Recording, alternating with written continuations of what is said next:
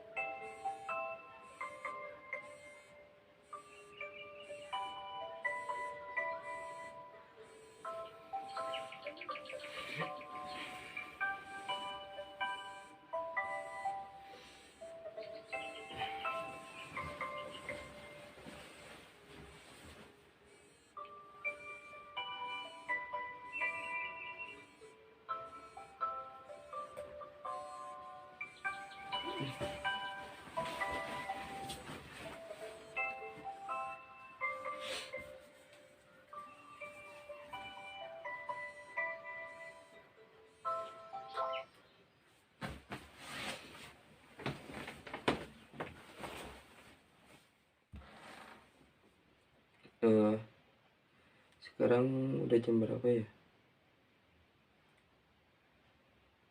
Sekarang udah jam 1. Mulai mau jam 2.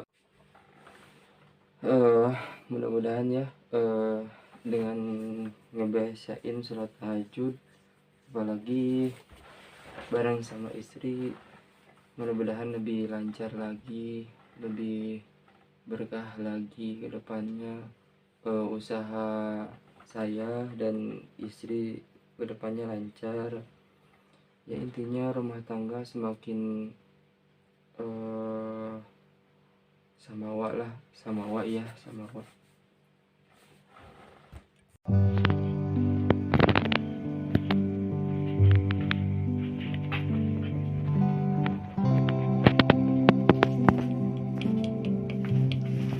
Buat ya, ya, ya.